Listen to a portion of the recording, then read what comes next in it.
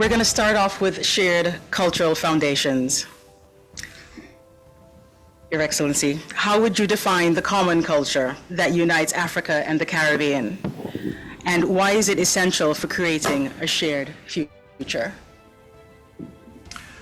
Thank you very much. Permit me first to thank David.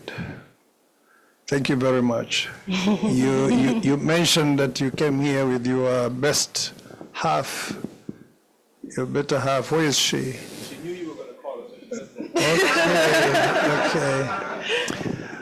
Okay. I wanted to thank her in her presence because I believe after you said whatever you said about her, I believe that's what powers you.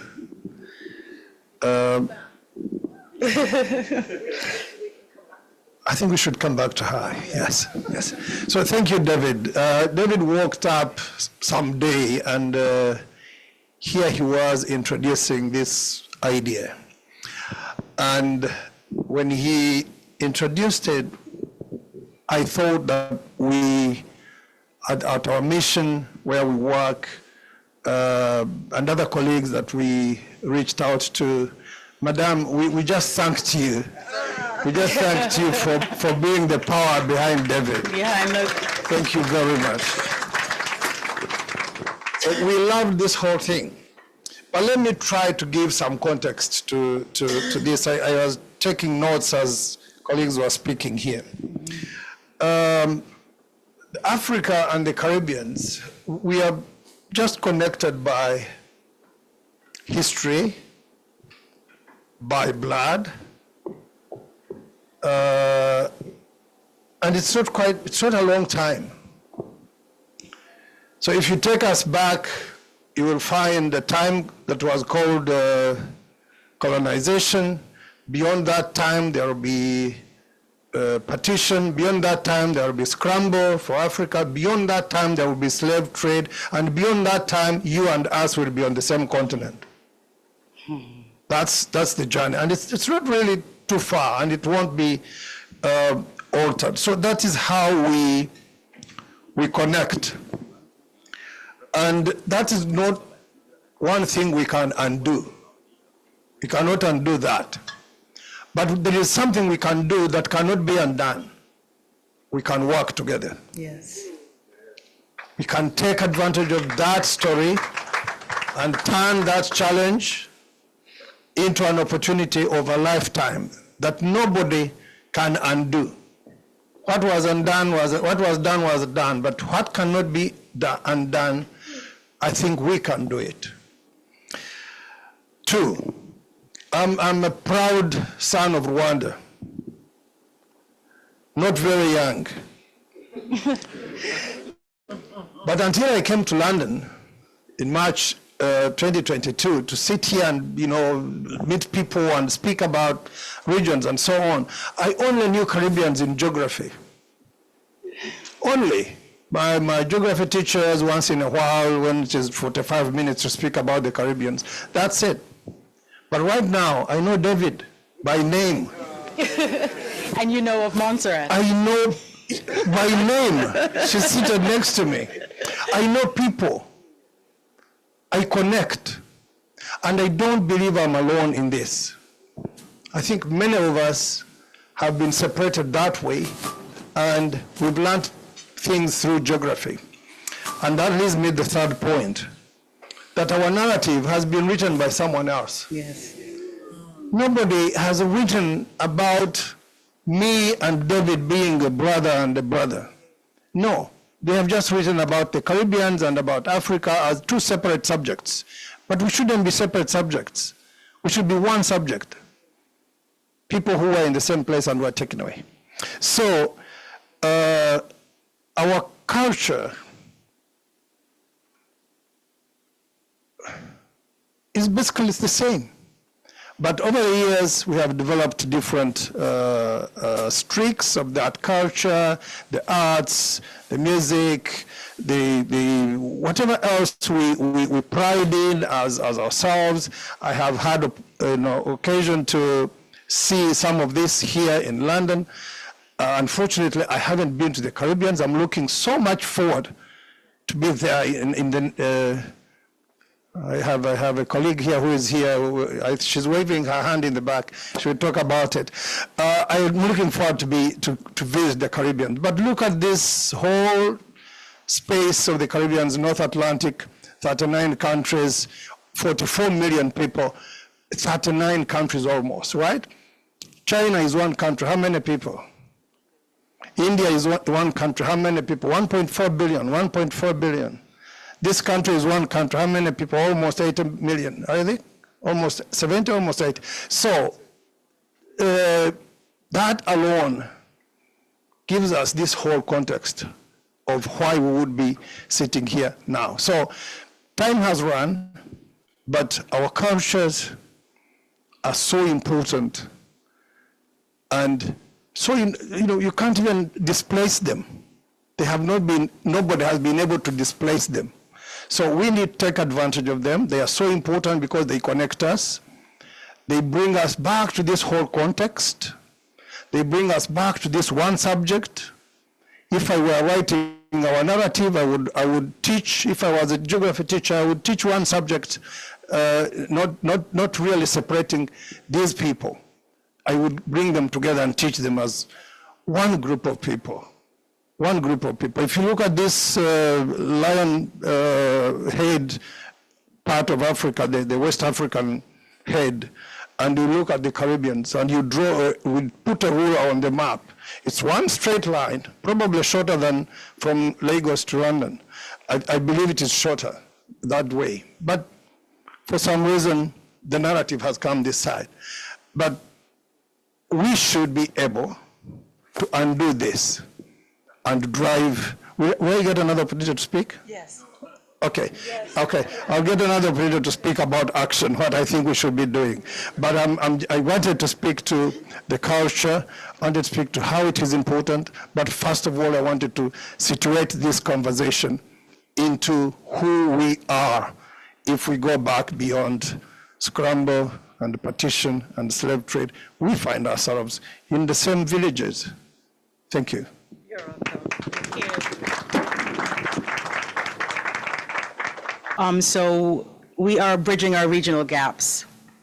And given the geographic and political diversity within Africa and the Caribbean, from your travels, from your experience, from your vision, how do you think we can create stronger cultural and economic ties that benefit both regions? That's a big question. Yeah, you deal with it. I thought I was getting the other question. You are a young man. The future belongs to you. Okay. Drive it. All right. Second. Can everyone hear me at the back on the other sides? Yeah. Yeah. First of all, a big thank you. I think everyone's been sending their thank yous to David. I think the vision of what this summit is about is very empowering. And yeah, for me, it's an honor and a privilege not only to be part of this summit, but to be in the House of Lords as well, considering my grandparents' journey. Oh, you okay? Yeah. Considering my grandparents' journey as well, like coming from the Windrush generation. I'm from Jamaica. Anyone? All right, yeah. I'm from Jamaica. So yeah, just briefly, I encourage everybody to remember where we are and how empowering it is, but also to not be disillusioned to what the House of Lords has represented to the Afro-Caribbean community. And as much as this is a day to celebrate, it's also many conversations I've passed through these doors and just some of the discussions that you're having about the conditions of Africa and the conditions of the Caribbean has come from this place as well. So I think Mr. Stevens, he was talking about recognizing the opportunity that Africa and the Caribbean has. I think we have all known that Africa is a place of opportunity, and a lot of people have taken that for granted. I believe that Africa is overlooked, underappreciated, overexploited. We provide oil, we provide cobalt, grain, sugar, cocoa, labor, brain drain. There is a lot that is going on there. And I think one of the speakers spoke about accountability. I think there's a lot of Western accountability that has to come into these sort of conversations that we're having, because the example that we're following is not entirely a good one, and the global North likes to perpetuate those narratives. So I think we both have to take accountability, and our accountability is creating strategies that make sure that these things don't happen again. So I just wanted to share that first and foremost. Now, in terms of strengthening the relationships, I was fortunate enough to be part of Grace Kennedy's Birthright program. If you don't know Grace Kennedy, they do the tropical rhythms, your all-purpose seasonings, a lot of the items that live in Caribbean's cupboards and their seasonings. But what they done is they provided an all expenses paid internship to Jamaica. And the reason why they done that is they wanted to connect members of the Jamaican diaspora to Jamaica. So they select one person from the UK, 2 from America, and 1 from Canada. And we went over there for 4 weeks, and it was a comprehensive internship. We got to explore the island. It took us around every parish in Jamaica. We also worked within Grace Kennedy in their headquarters in Kingston. We met the Prime Minister, we met the Governor General, we met ambassadors, political officials. So I say that to say that a lot of these legacy, I call them legacy internships, legacy partnerships, where we can invest in the diaspora. And it's not only the people who go on these internships that benefit, they obviously get to connect to their cultural heritage. The organizations that invest get to have a network of talented diaspora young people, but also the country. I think it's important that we exchange knowledge sets with the people, let's say for Jamaica, for instance. When I go over there, I share my terms of best practice, but we also need to recognize the other way around as a diaspora. There is so much value in the people that were born and raised in Jamaica and born and raised in any of the countries that we are originating from. There's a lot of value that they have. There's a lot of knowledge that we're searching for. And I grew up here, I was born here. Unfortunately, I didn't, well, not unfortunately, no. I was born here. I wasn't raised within my Jamaican culture. I had to search for it myself, because one thing that I did know is that although British is on my passport, am I seen as British? No. And that's the honest truth. So with me searching for it, the people that lived and grew up in Jamaica, they had a lot of knowledge that I could take for myself. So I think it's about investing in that exchange rather than a call for the diaspora to come back. It's an exchange. And I think when we start to see that as a perception, I think that's when things will improve. Thank you very much. High Commissioner, you said that you were not the youngest person, so to speak, and touching on preservation versus innovation. So moving forward and still understanding and respecting and wanting to hold on to our culture, how can we balance preserving our cultural traditions with embracing innovation to remain competitive and relevant in a globalized world?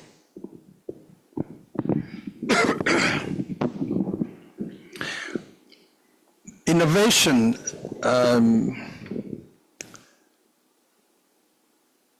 can not just coexist, but also draw from a people and what they have acquired over time.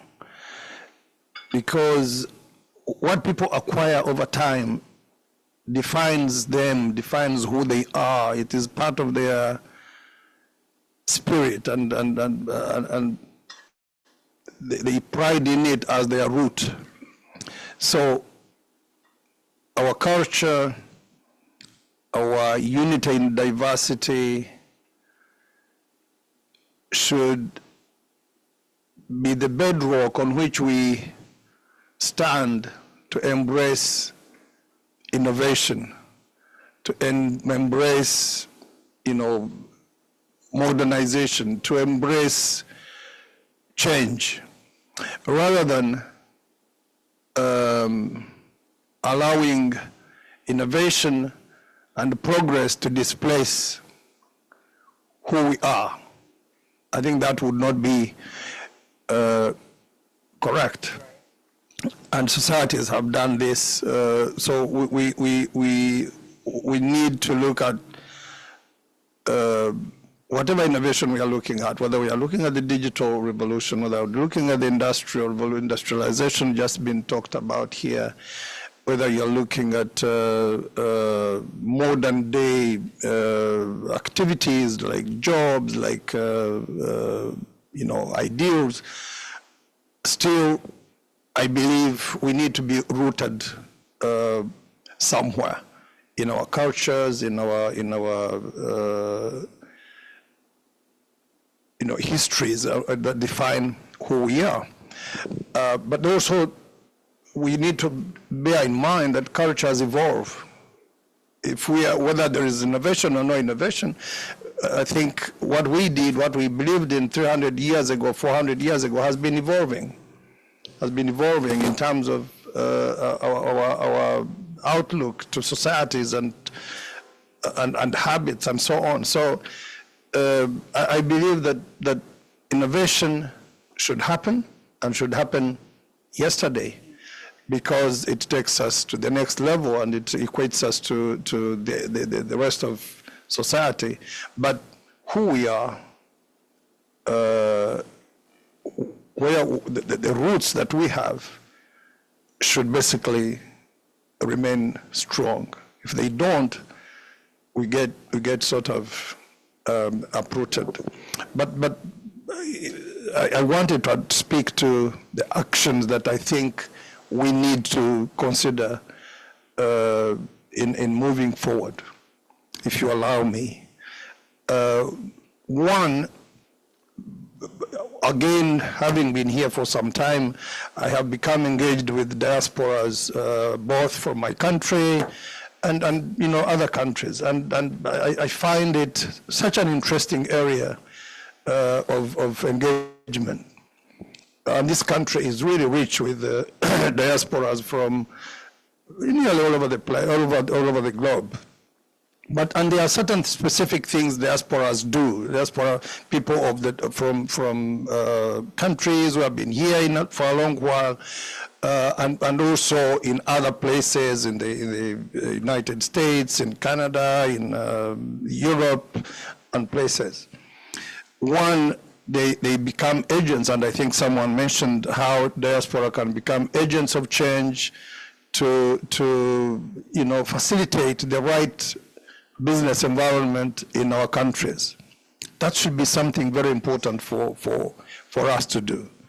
Number two, to remit whatever you can to your family, to whatever relative. Make sure your role is to lift someone up, because if you are here in the United Kingdom, £1 means something very different here and something very different in the Bahamas, or in Barbados, or in Kigali in Rwanda. It means something very different.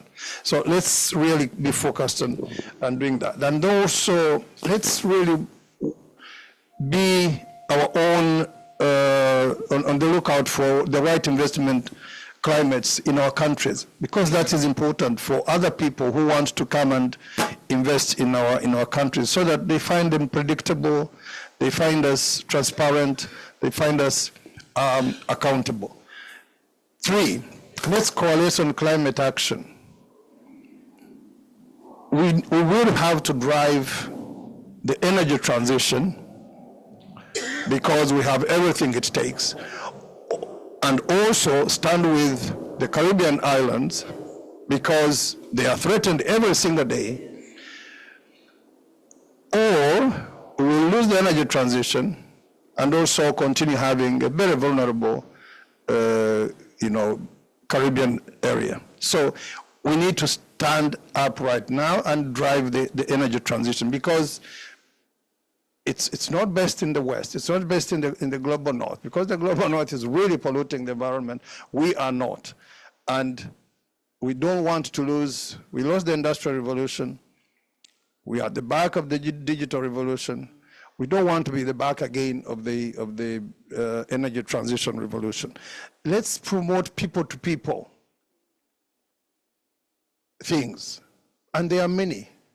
Ease of travel, ease of movement of goods and services, lift the visas. I don't know the practice of visas across our countries.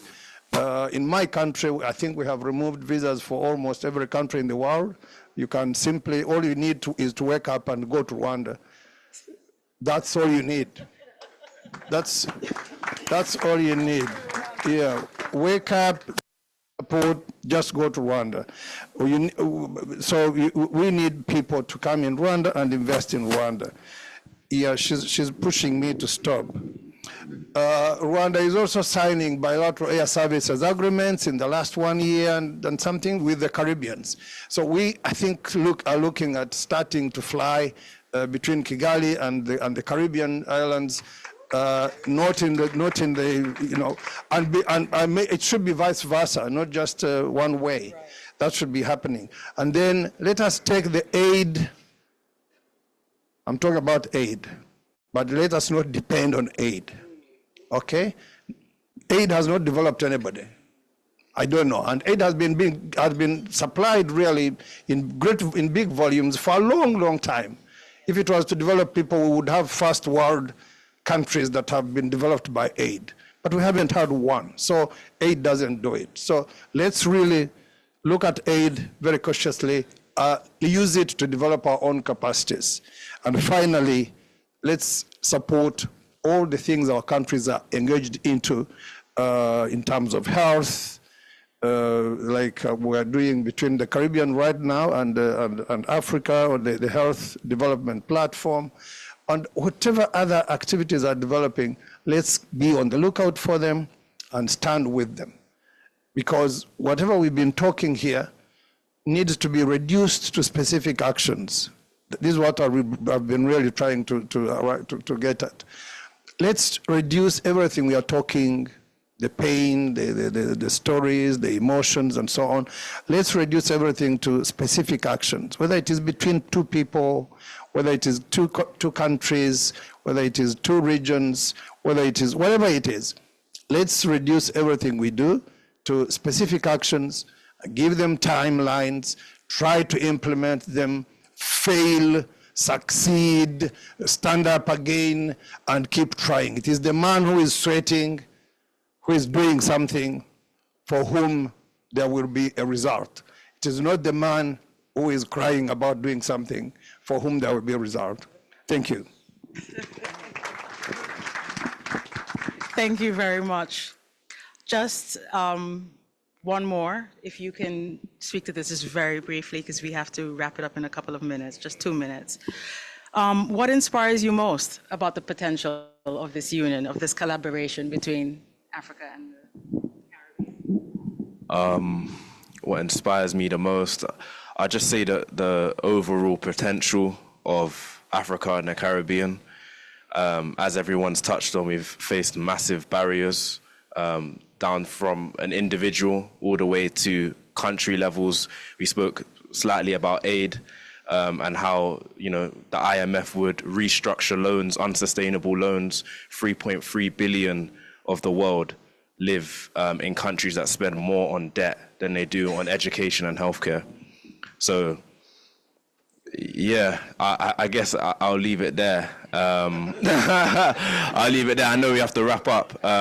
Just like quickly, it's organizations like Grace who are doing those birthright programs, like the charities that we work for. We don't have to think about international. We can think about domestic charities. SEO London, that I work for at the moment, we push young black talent, underrepresented talent towards corporate careers. And it's invested in young people. There's always another way to do things, but it seems that because we have an idea in our head of how we want to do it, sometimes we can be a bit rigid with the strategies that we employ.